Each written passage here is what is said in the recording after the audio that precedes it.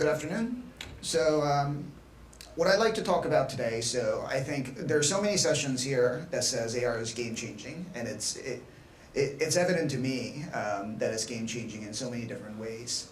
But it's also at the same time, if you're a large business, for example, that's looking to go and get started, or if you're a startup that's trying to go and build a solution into the space, it's also absolutely daunting trying to go and figure out where to go and get started and how.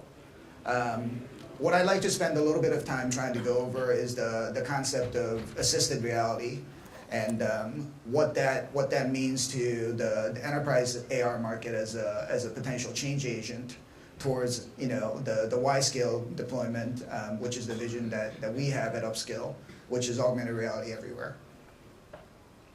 So a real quick definition of what assisted reality is. It describes an experience that's non-immersive, that's delivered on a hands-free device. And what that means is that it's often delivered on smart glasses.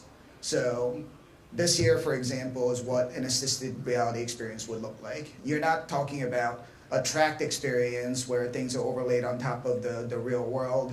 There's no 3D visualization, any of those kinds of information that's put on top. Assisted reality fundamentally focuses on the hands-free aspect of digital augmentation to the user, and not so much on the level of immersion associated with it. So the hardware that made it all possible, of course, was the initial Google Glass Explorer edition that was brought into market in 2013.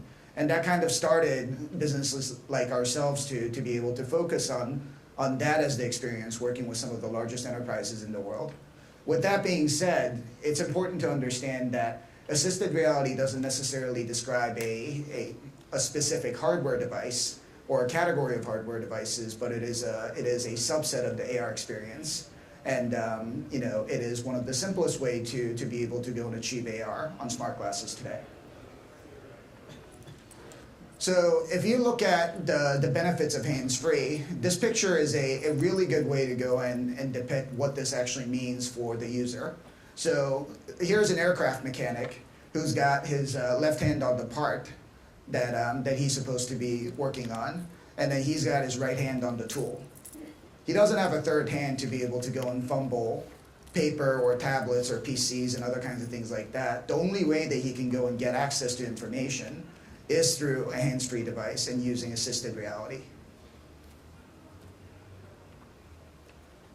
So if you talk about, shifting gears a bit, if you talk about how the business processes like this, like the aircraft mechanic, and how he gets the workflow that he needs to be able to do his work every day, we first have on the left-hand side enterprise systems, and these are your SAPs and Oracles and Siemenses and PTCs and what have yous of the world, where the focus is on the process execution.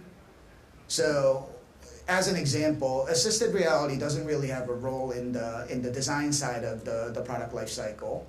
It really focuses on the three primary modalities that sit after the product has been designed, and that is in the manufacturing, that is in the service and maintenance, and then all of the logistics in between. So some of the systems that are commonly used and deployed by enterprises deal with manufacturing execution systems, warehouse management systems, knowledge management, field service management. Most of that contains non-immersive data. Most of that contains text, images, diagrams, maybe if you're lucky, videos, but you'd be hard-pressed to go into an enterprise system today at very large companies and try and identify large silos of data where 3D content to go and aid in that process exists today. We've already talked about the benefit of hands-free and heads-up work and what smart glasses actually mean for that. And if you think about how businesses actually think in terms of adopting any kind of a change, it doesn't have to be augmented reality, but it can be any kind of a change.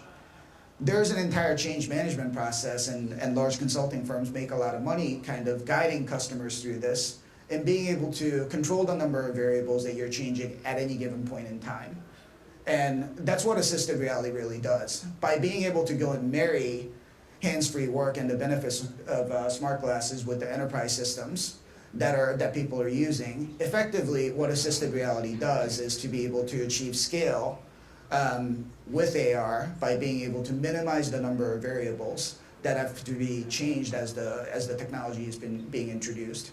It leverages existing content. There's no new set of experiences and content and other kinds of things that have to be developed specifically for this application. And what that means at the end of the day is that it is a shorter timeline to a break-even point for the investment, and it is a lower upfront cost associated with investing into augmented reality for most of the businesses today.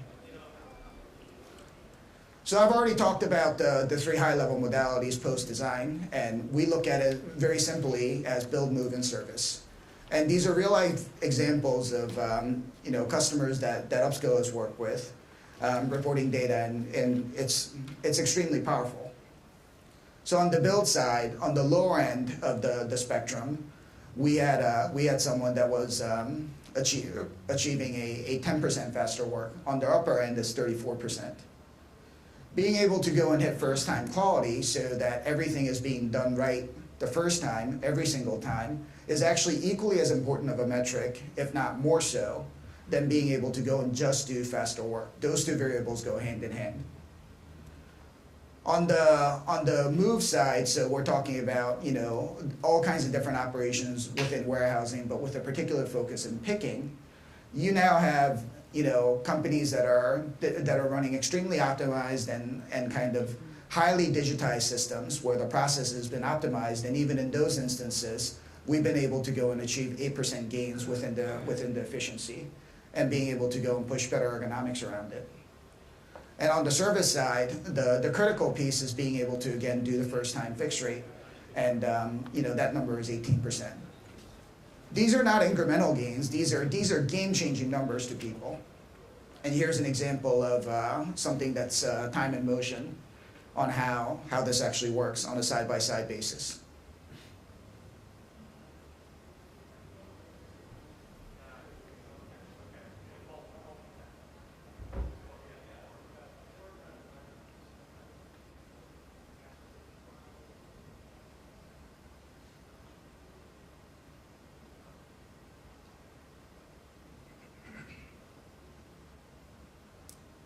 So this project, which was done at GE Aviation, is called Torque Insight, and it marries an IoT-enabled torque wrench with the smart glasses that's combined with the task guidance to be able to go and drive that assisted reality experience.